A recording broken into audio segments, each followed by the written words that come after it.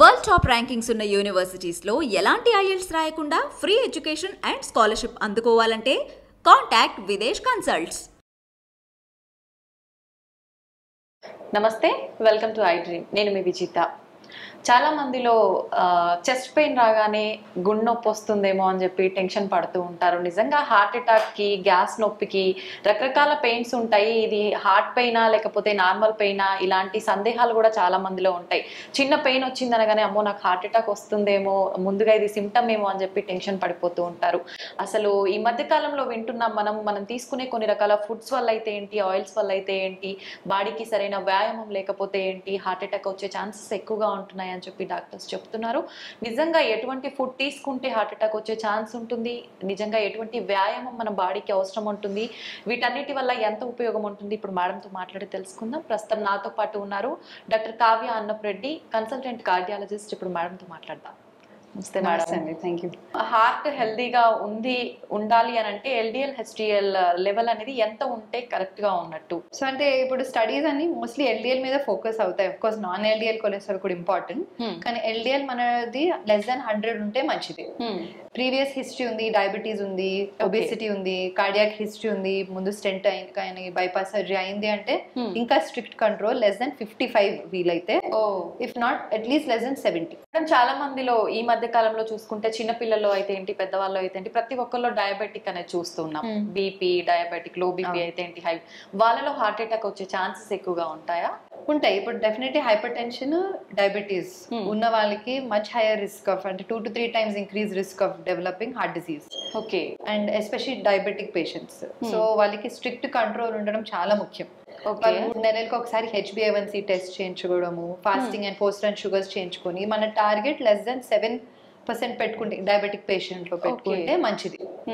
And exercise, diabetes కి కూడా ఏదైతే డయట్ అండ్ ఎక్సర్సైజ్ ఫాలో అవుతారో కార్డియాక్ డిసీజ్ ప్రివెంట్ చేయడానికి కూడా అవి పనికొస్తాయి. ఓకే మేడం, హార్ట్ అటాక్ రావడానికి ముందు ఏమైనా సిమ్టమ్స్ తెలిసే ఛాన్స్ ఉంటుందా? ఉంటాయి. అంటే కొందరికి ఉండకపోవచ్చు, కానీ మెయిన్ క్లాసికల్ సిమ్టమ్స్ ఏమైతే అంటామంటే ఛాతీలో బరువు.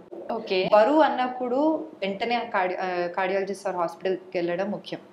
ఛాతీలో బరువు లేదంటే ఇలా పిండేసినట్టు, కొందరు ఇలా చూపిస్తారు, దట్స్ లెవిన్స్ అని అంటారు, ఇలా పిండేస్తున్నట్టు అనిపిస్తుంది వాళ్ళకి. ఓకే, సో ఆ సిమ్టమ్స్ అంటే typical chest pain. But even మంట కూడా రావచ్చు. ఆ పెయిన్ అనేది వేరే వేరే రకాల్లో కూడా వస్తుంది. సో మంట అనొచ్చు. పిన్ పాయింట్ ఉన్నప్పుడు, ఒకటే దగ్గర పిన్ పాయింట్ ఉన్నప్పుడు unlikely that it is cardiac. Cardiac అవ్వకపోవచ్చు, మసిల్ క్యాచ్ లాగా ఉండొచ్చు. కానీ బరువు, మంట, పిండేస్తున్నట్టు అనిపిస్తుంది అన్నప్పుడు కార్డియాక్ పెయిన్, మోస్ట్ లైక్లీ గుండె నొప్పి అది. అండ్ అన్నిటికంటే ముఖ్యంగా ఏంటంటే నడిచినప్పుడు, మెట్లు ఎక్కినప్పుడు, త్వరగా నడిచినప్పుడు పెరిగిందంటే మోస్ట్ లైక్లీ అది కార్డియాక్ పెయిన్, గుండె నొప్పి. అంటే ఇంక్రీజ్ అవుతానే ఉంటది పెయిన్. అంటే మనకి ఎగ్జాషన్ అప్పుడు ఆక్సిజన్ డిమాండ్ ఎక్కువ అవుతుంది. అవునవును. కానీ హార్ట్ లో ఏమైనా బ్లాక్స్ ఉంటే దాని సప్లై సరిగా అందకపోవచ్చు. రక్తం అందకుండా ఉన్నప్పుడు అలా సప్లై డిమాండ్ మిస్ మ్యాచ్ అంటాం. Okay okay. సో అప్పుడు ఏంటంటే నొప్పి వస్తుంది. So exertional pain and rest తీసుకున్నాము, కూర్చున్నాక తగ్గిందంటే గుండె నొప్పి, మోస్ట్ లైక్లీ గుండె నొప్పి. ఇప్పుడు ఏంటంటే గుండె నొప్పి ఉందా, గుండె నొప్పి అని డౌట్ ఉన్నప్పుడు బెటర్ టు కమ్. పర్వాలేదు గుండె నొప్పి కాదనుకున్నప్పుడు దట్ ఈస్ రిస్క్. అంటే కొందరు జస్ట్ గ్యాస్ పెయిన్ అనుకుంటారు. అవును, చాలా మందికి గ్యాస్ నొప్పికి గుండె నొప్పికి డిఫరెన్స్ అర్థం కాక ఇబ్బంది. ఎగ్జాక్ట్లీ. సో అదే ఎగ్జాషన్. నడిచినప్పుడు పెరిగిందంటే మోస్ట్ లైక్లీ గుండె నొప్పి, కూర్చున్నప్పుడు తగ్గింది అనుకోండి it's most likely chest pain అంటే cardiac pain. And gas pain and cardiac pain చాలా ఓవర్లాప్ అవుతాయి. కానీ గ్యాస్ ఏంటంటే మోస్ట్లీ మీల్ టైంలో అవుతుంది, మంటలాగా అనిపిస్తుంది, వాంత అయ్యే సెన్సేషన్ కూడా ఉంటుంది. ఎగ్జాషన్ కి దీనికి కనెక్షన్ ఉండదు, కూర్చున్నప్పుడు కూడా అనిపిస్తుంది అది. Okay, but better to err on the safer side. మీకు డౌట్ ఉందంటే better to get it check. ఎందుకంటే చాలా మందికి గ్యాస్ట్రైటిస్ అనుకొని వదిలేస్తారు, నెక్స్ట్ డే మార్నింగ్ ఎమర్జెన్సీకి వస్తారు. అవునవును. అండ్ ఎర్లీ మార్నింగ్స్ లో ఎక్కువ అవుతాయి heart attacks. So 3 AM 4 AM ఆ టైంలో ఏమైనా నొప్పితో లేస్తున్నారంటే better to go to the hospital. Okay, ఎందుకని మేడం పర్టికులర్ ఆ టైంలోనే చాలా మంది హార్ట్ అటాక్? అంటే సింపథెటిక్ సిస్టమ్, మన బాడీలో ఏదైతే సింపథెటిక్, పారాసింపథెటిక్ సిస్టమ్స్ ఉన్నాయో ఆ టైంలో యాక్టివ్ ఉంటుంది. సో హార్ట్ రేట్స్ అవన్నీ సడన్ గా పెరిగిన, అంటే పీక్స్ లో ఉన్నప్పుడు ఆక్సిజన్ డిమాండ్ ఎక్కువ ఉన్నప్పుడు ఆ టైంలో హార్ట్ అటాక్స్ వస్తాయి అన్నమాట. సో దట్స్ జనరల్లీ 3-4 AM వస్తాయి. చాలా మంది అంటే హార్ట్ అటాక్ వచ్చింది సడన్ గా ఎక్స్పైర్ అయ్యారని చెప్పి వింటూ ఉంటాము. ముందు ఎటువంటి సిమ్టమ్స్ ఉండవు, అసలు ఇంతకు ముందు నొప్పి వచ్చిన ఫీలింగ్ కూడా ఏముండదు. ఎందుకని అలాంటివి జరుగుతుంది? అది సడన్ కార్డియాక్ డెత్ అంటాము. నాట్ ఓన్లీ హార్ట్ బ్లాక్స్ వల్ల కాదు, హార్ట్ రేట్ ఇరెగ్యులారిటీలో కూడా అవుతుంది. సడన్ గా అంటే కొందరికి జెనెటిక్ ప్రీడిస్పోజిషన్ ఉంటుంది, హార్ట్ రేట్ సడన్లీ 240 అలా వెళ్ళిపోయి అరెస్ట్ అయిపోతారు అనమాట, కార్డియాక్ అరెస్ట్ అవుతుంది. లేదా మ్యాసివ్ హార్ట్ అటాక్స్ కూడా అప్పటి వరకు సిమ్టమ్స్ లేకుండా ఆర్ వాళ్ళకి తెలియకుండా సిమ్టమ్స్ వచ్చినట్టు కూడా ఉంటాయి. సడన్ గా మ్యాసివ్ హార్ట్ అటాక్ తో చనిపోతారు. సడన్ కార్డియాక్ డెత్ అంటే మ్యాసివ్ కంట్రం చాలా ఎక్కువ డ్యామేజ్ అయిపోయి సడన్ గా హార్ట్ అటాక్ వస్తుంది. చాలా మంది ఏంటంటే డయాబెటిక్ పేషెంట్స్ లో వారికి టిపికల్ చెస్ట్ పెయిన్ రాదు.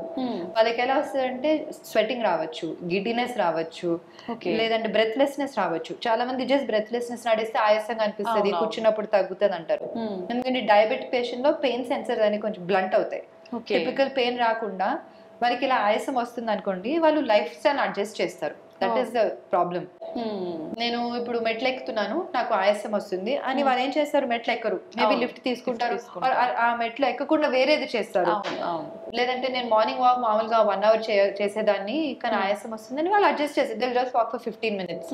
వాళ్ళు ఆ 1 hour చేస్తే వాళ్ళకి ఆయాసం వస్తుంది. సో అప్పుడే ఇవాల్యుయేషన్ కి వస్తే మంచిది.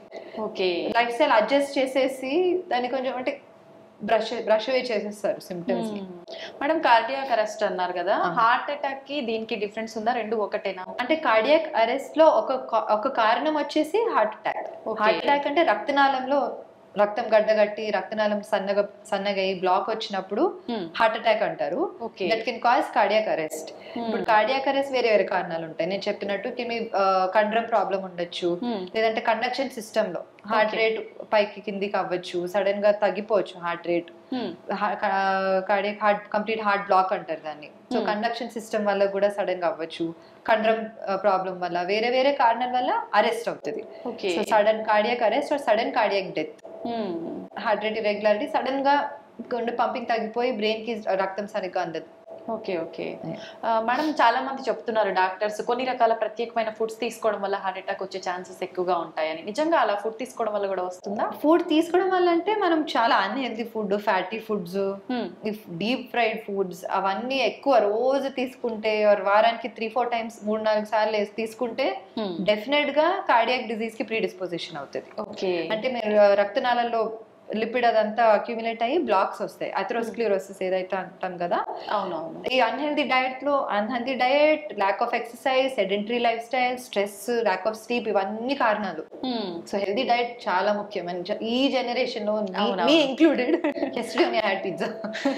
మన diet and lack of exercise వల్ల మనకి ఇంకా ప్రీడిస్పోజ్. మనం చాలా మంది 20s, 30s లో చూస్తున్నాం, చిన్న చిన్న ఏజ్ లోనే. మా పేరెంట్స్ జనరేషన్, మన పేరెంట్ జనరేషన్ వాళ్ళు they would walk everywhere, they were fit, they were obesity చాలా తక్కువ ఉండేది ఆ కాలంలో. ఇంత అంటే కూర్చొని ఫోన్ ఆర్ ఐప్యాడ్ ఎక్కడ చూస్తే అక్కడ మనం మూవీ చూసుకోవచ్చు, no need to walk in the park. So అదంతా తప్పు. అవుట్డోర్ గేమ్స్ ఎక్కువ ఉండే అప్పట్లో. చిన్న పిల్లలు ఓకే ఇంకా they are going out, but పెద్దవాళ్ళు మనం అస్సలే కంఫర్ట్ ఆఫ్ అవర్ హోమ్ అన్నిట్లో అలా ఉండిపోయాం. కానీ at least 30 minutes of exercise, moderate intensity exercise, at least 5 days in a week, compulsory for everybody. నాకన్నా మీకన్నా ఎవరికైనా that's a minimum we should do. దానికంటే ఎక్కువ చేస్తే ఇంకా మంచిది. మేడం చాలా మంది ఆల్కహాల్ ఎక్కువ తీసుకుంటారు, స్మోకింగ్ చేస్తూ ఉంటారు, దాంతో పాటు ఆల్కహాల్ అనే నాన్ వెజ్ ఎక్కువ తీసుకుంటూ ఉంటారు. ఇలాంటి వాళ్ళు హార్ట్ అటాక్ వచ్చే ఛాన్సెస్ ఉంటాయి. సో రెడ్ మీట్ అంటే మటన్ ఎక్కువ తీసుకుంటే కొలెస్ట్రాల్ పెరుగుతాయి, పెరిగినప్పుడు హార్ట్ అటాక్ వచ్చే ఛాన్స్ ఎక్కువ ఉంటుంది. So mutton, red meat cut down చేయడం మంచిది. ఆల్కహాల్ అఫ్ కోర్స్ ఎంతవరకు కట్ డౌన్ చేస్తే మంచిది, but still 1 to 2 glasses per week is okay. అలానే ఒక పేషెంట్ మొన్న చెప్తున్నారు, నేను తగ్గించాను మేడం అంటే, ఎంత తగ్గించానంటే రోజుకి 2-3 తాగుతున్నాను, ఫ్రమ్ 5 to 6 మేబీ. సో అలాంటిది తగ్గించాలి. వారానికి 1-2 doesn't matter. Smoking 0. Smoking should be 0. Smoking is the worst risk factor for cardiac disease and so many other diseases. Hypertension ki, diabetes ki. Chronic smokers కి కష్టం తగ్గించడం, కానీ ఏం చేసినా అది తగ్గించాలి. I want to tell the camera that actually smoking please తగ్గించండి, మానేయండి. It should be 0 cigarettes per day.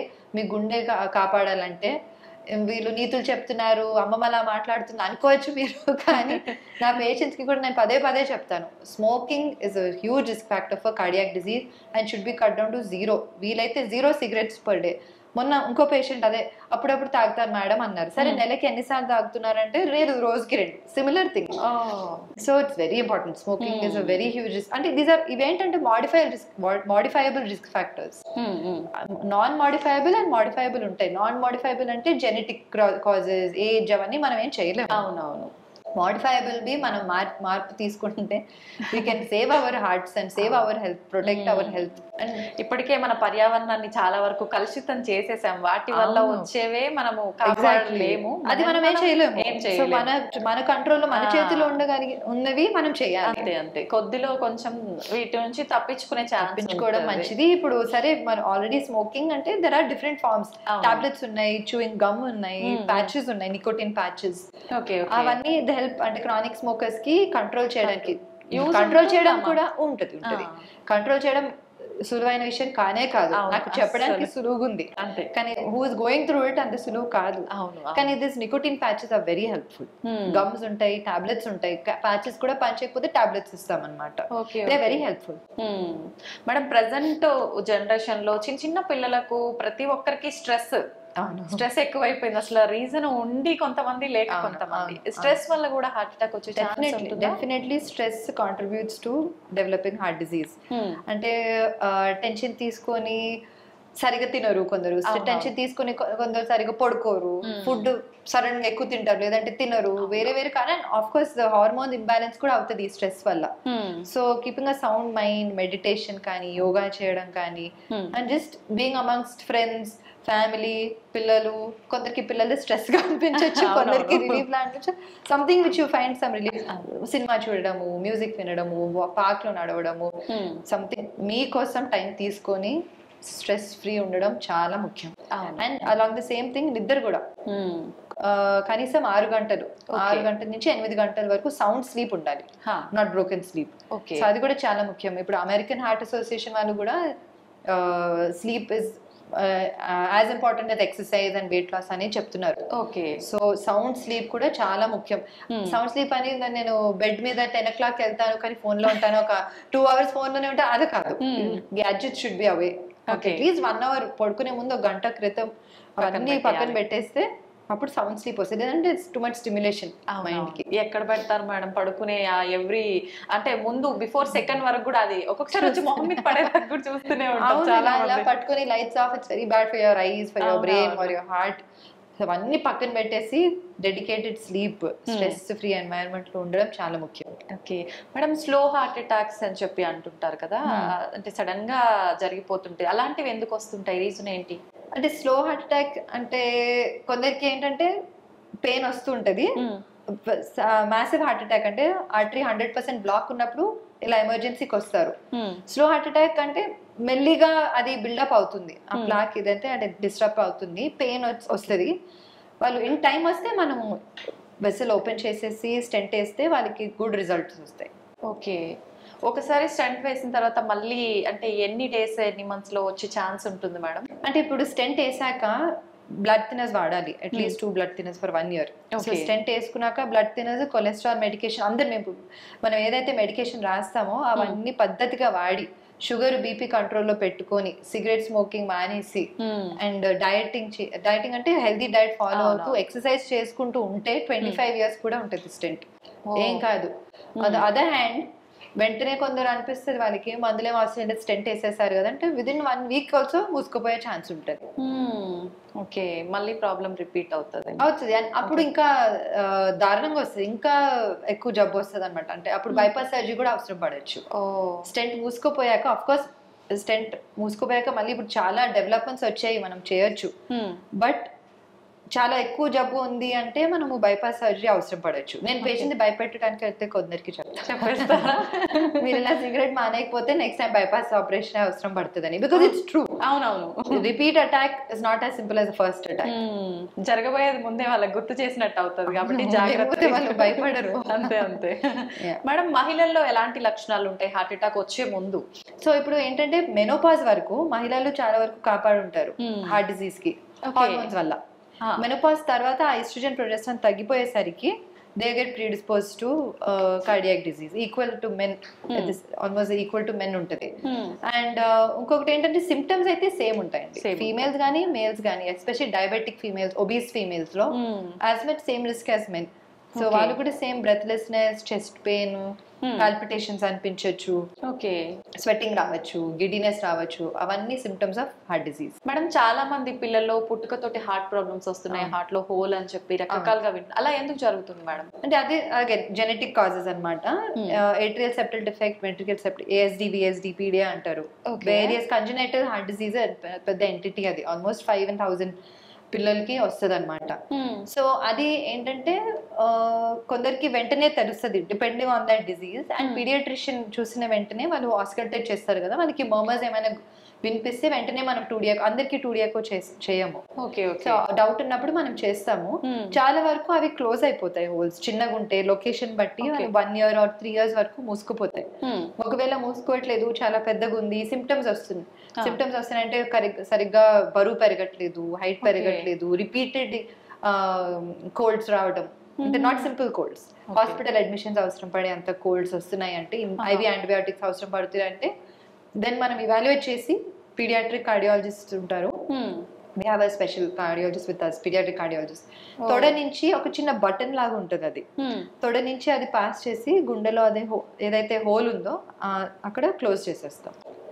Straight simple procedure ఇది. సింపుల్ హోల్స్ కి కొద్దిగా కాంప్లెక్స్ ఉన్నాయంటే ఆపరేషన్ అవసరం ఉంటుంది. Cardiac surgeon has to do it. Future లో మళ్ళీ వీళ్ళకంటే ఏమైనా ప్రాబ్లమ్స్ వచ్చే అవకాశం? ఈ సింపుల్ వాటికైతే ఏమీ ఉండదండి, వాళ్ళు దే ఆర్ ఫైన్.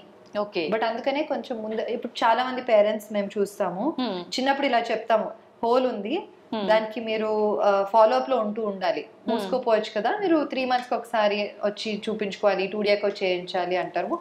తర్వాత అవసరం ఉన్నప్పుడు మేము క్లోజ్ చేస్తామంటాము. వాళ్ళు నెగ్లెక్ట్ చేసేస్తారు, లేదంటే బయటికి చెప్పుకోరు.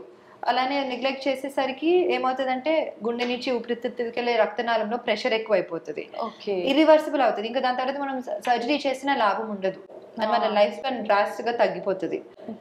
మేము చూస్తాం అది చాలా మంది, అంటే డబ్బులు పెట్టుకోలేక, లేదంటే జస్ట్ ప్యూర్ ఇగ్నరెన్స్ వల్ల వాళ్ళు మళ్ళీ ఫాలో అప్ కి తీసుకోరు, లాస్ట్ ఫాలో అప్ అవుతారు. తర్వాత మళ్ళీ తీసుకొచ్చినప్పుడు ఇట్స్ టూ లేట్. మేడం చాలా మందిలో హార్ట్ అటాక్ అంటే సడన్ గా వచ్చేస్తుంది, సిమ్టమ్స్ లేకుండా, ఇందాక మనం మాట్లాడుకున్నట్టు. అట్లాంటప్పుడు మనం హాస్పిటల్ కి వెళ్ళడానికి ముందే ఏదైనా టాబ్లెట్ కనుక వేసుకుంటే కొంచెం ఉపశమనం కలిగే అవకాశం ఉంటుందండి. ఎస్పెషల్లీ అంటే ఆ టిపికల్ చెస్ట్ పెయిన్ ఏదైతే అన్నాం కదా, సార్బిట్రేట్ అని ఒక టాబ్లెట్ ఉంటుంది, అది నాలుగు కింద పెట్టుకుంటే అదేంటంటే పెయిన్ తగ్గించి కొద్దిగా బ్లడ్ ఫ్లో ఓపెన్ చేస్తుంది, కొంచెం అట్లీస్ట్ హాస్పిటల్ వరకు వచ్చే వరకు ఉంటది. అండ్ ఇంకొకటి aspirin, blood thinner. Aspirin heart patients especially ఒకటి పాకెట్ లో వాలెట్ లో పెట్టుకుంటే మంచిది. అది వేసేసుకుంటే మనకు ఈ బ్లడ్ థిన్నర్ అది. సో హాస్పిటల్కి వచ్చే వరకు కొద్దిగా టైం ఇస్తుంది. అండ్ చాలా ముఖ్యం, మీరు అన్నట్టు పెయిన్ వచ్చిందంటే వెంటనే దగ్గరున్న హాస్పిటల్కి వెళ్ళండి ఫస్ట్. అక్కడికి వెళ్తే వాళ్ళు కొంచెం రక్తం పలుచక చేసే మందులు, ఇంజెక్షన్స్ ఇస్తారు. తర్వాత అక్కడ క్యాత్ ల్యాబ్ ఉంటే వెంటనే స్టెంట్ వేయాల్సి వస్తే అక్కడ వేసేయచ్చు. సో ఐడియల్ గా క్యాత్ ల్యాబ్ ఉన్న సెంటర్ కి వెళ్ళడం ముఖ్యం, అంటే స్టెంటింగ్ చేయగలిగే క్యాత్ ల్యాబ్. ఒకవేళ అది లేదంటే దగ్గరలో ఉన్న సెంటర్ వెళ్ళండి ముందు. థ్రాంబోలైసిస్ అంటే ఒక ఇంజెక్షన్ ఇస్తారు రక్తం గడ్డ కరిగించడానికి. ఆ ఇంజెక్షన్స్ అన్ని ఇస్తే కొద్దిగా మీరు అంటే కాపాడచ్చు, డేంజర్ నుంచి బయటకు వచ్చినట్టు. తర్వాత ట్రాన్స్ఫర్ చేయొచ్చు హైయర్ సెంటర్ కి వీలుంటే. ముందుగానే అంటే ఇంట్లో ఏమైనా మనం చేసుకోవచ్చా మేడం? కొంచెం అంటే Sorbitrate and aspirin, nothing else, just take to the hospital. ఇంట్లో మనం చేయగలిగింది just these two things. And going immediately, calling the ambulance is the first step. And just going to the hospital. అసలు లేట్ చేయొద్దు. ఇంకా కొందరికి అనిపిస్తుంది ఇలా పొద్దున వెళ్తా, కాసేపు పడుకున్నాక తగ్గుతుంది అనుకుంటారు. టిపికల్ పెయిన్, బరువు పిండేస్తున్నట్టు, చెమటలు వస్తున్నాయి అంటే వెంటనే వెళ్ళాలి. వెంటనే వెళ్ళండి. ఒకవేళ ఈసీజీ బానే ఉంది, అన్ని బాగా, మళ్ళీ ఇంటికి వెళ్ళొచ్చు. అలానే లేదు పొద్దున ఎక్కువ అవుతుంది, అదే 100% బ్లాక్ అవ్వచ్చు, 95% ఉన్న బ్లాక్ 100% అవుతే ఎమర్జెన్సీ డైరెక్ట్ గా వచ్చేస్తారు. అది కాకుండా ముందే కొంచెం జాగ్రత్త పడితే మంచిది. మేడం చాలా మంది ఆఫ్టర్ కరోనా వ్యాక్సిన్స్ తీసుకున్న తర్వాత హార్ట్ అటాక్స్ ఎక్కువగా వస్తున్నాయి, చాలా మంది హార్ట్ అటాక్ వల్ల చనిపోయారు, ఇలాంటి వార్తలు వింటూనే ఉన్నాం. ఇదంతా నిజమే అంటారా? అంటే వ్యాక్సిన్ వల్ల తక్కువ అండి, డిజీజ్ వల్ల చాలా మందికి ఏంటంటే బ్లడ్ లో క్లాటింగ్ టెండెన్సీ పెరిగింది. ఓకే. సో రక్తం గడ్డగట్టడం, తొందరగా గడ్డగట్టడం అనేది జరుగుతుంది. యాజ్ సచ్ వ్యాక్సిన్ తో తక్కువే అండి. మేము చూసిందంటే, మనం చూసిందంటే వ్యాక్సిన్ తో చాలా తక్కువ. జబ్బు వల్ల చాలా మందికి హార్ట్ అటాక్ యంగర్ ఏజ్ లో కూడా వస్తుంది. ఓకే. ఒకసారి హార్ట్ అటాక్ వచ్చిన తర్వాత మళ్ళీ నార్మల్ లైఫ్ లీడ్ చేయడం సాధ్యపడుతుందంటారా? ఇప్పుడు స్టెంట్ వేసాక 1 day ఐసీయూలో పెడతాము, 24 hours అబ్జర్వేషన్, 1 day రూమ్ లో, next day they go home. ఇంటికి వెళ్ళాక ఇంట్లో అటు ఇటు నడవాల్సిందే, అసలు నో బెడ్ రెస్ట్ తీసుకోవాలనేది కాదు. లేదు, ఇంట్లో అటు ఇటు నడవాలి, మందులు వాడుకోవాలి. 10 రోజులు అయ్యాక ఆఫ్టర్ ఓపీ విజిట్ అయ్యాక వాళ్ళు నార్మల్ లైఫ్ బ్రతకచ్చు. మెల్లిగా వాళ్ళ రొటీన్, వాళ్ళ వర్క్ కి వెళ్ళిపోవడము, డ్రైవింగ్ చేయడము, అన్ని మెల్లిమెల్లిగా ఓవర్ 1 month అన్ని మొదలు పెట్టుకోవచ్చు. బట్ మందులు వాడాలి. ఎక్కువగా అంటే చాలా మంది ఓవర్ వెయిట్ ఉన్న వాళ్ళలో కూడా హార్ట్ అటాక్ వచ్చే ఛాన్స్ ఉంటుంది కదా. ఇప్పుడు పిల్లలు చూసుకుంటే ఈ జంక్ ఫుడ్ వల్ల చాలా వరకు చిన్న చిన్న ఏజ్ లోనే ఓవర్ వెయిట్ ఉంటున్నారు, వాళ్ళలో కూడా వచ్చే అవకాశం ఉంటుంది. అంటే అంత చిన్న పిల్లల్లో కాదు, బట్ ఆఫ్ కోర్స్ 20s లో చూస్తున్నాము. కానీ చిన్న వయసు నుంచే కొంచెం హెల్తీ డైట్, అలా అని పిల్లలకి డైటింగ్ అది కూడా చూసాను నేను. కొందరు పిల్లల్ని కూడా రిస్ట్రిక్ట్, అంటే డైటింగ్ లాగా అలా కాదు, జంక్ ఫుడ్ కట్ డౌన్ చేయండి. Junk food and chocolates and cakes, fried foods, దాని కాకుండా మామూలు హెల్తీ ఫుడ్ ఇస్తే, అండ్ ఎక్సర్సైజ్, పిల్లలకి కూడా at least 1-2 hours outdoor place compulsory in a day. So అలా చేసుకుంటూ చిన్న వయసు నుంచి కొంచెం అది అలవాటు చేస్తే మంచిది. బికాస్ పెద్దగా అయ్యాక ఒబిసిటీ వల్ల చాలా ప్రాబ్లమ్స్ వస్తాయి.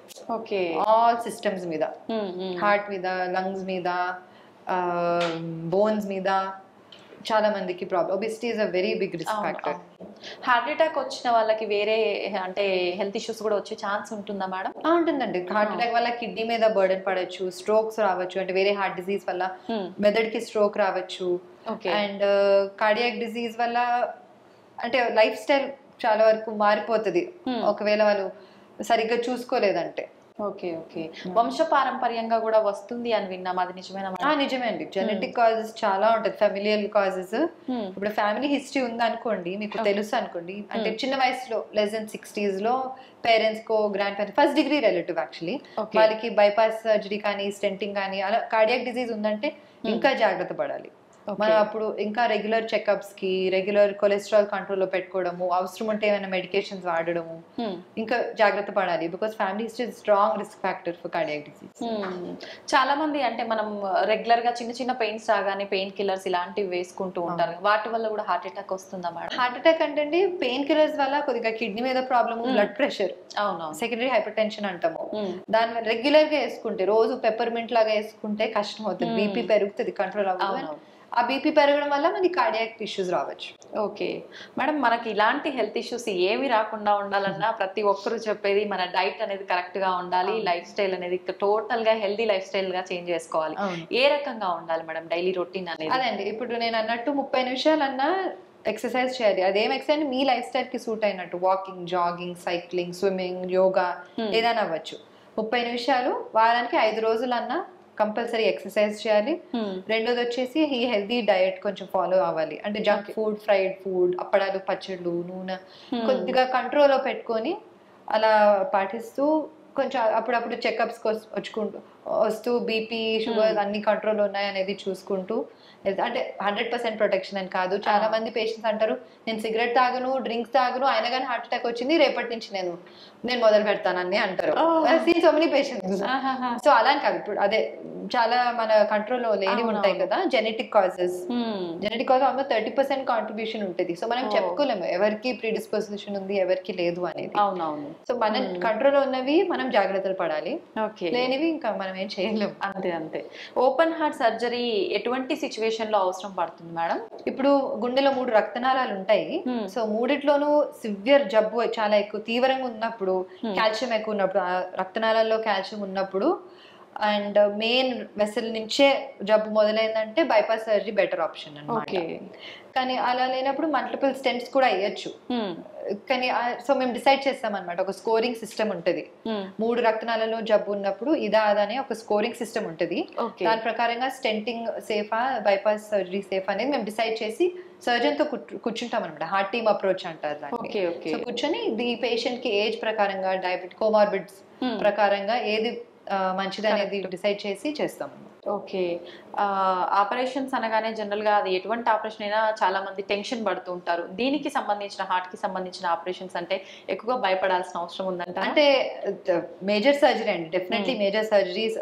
గుండెని బైపాస్ మెషిన్ మీద పెడతాము, అవన్నీ చేస్తారు, కానీ వెరీ క్వాలిఫైడ్ సర్జన్స్ ఉన్నారు.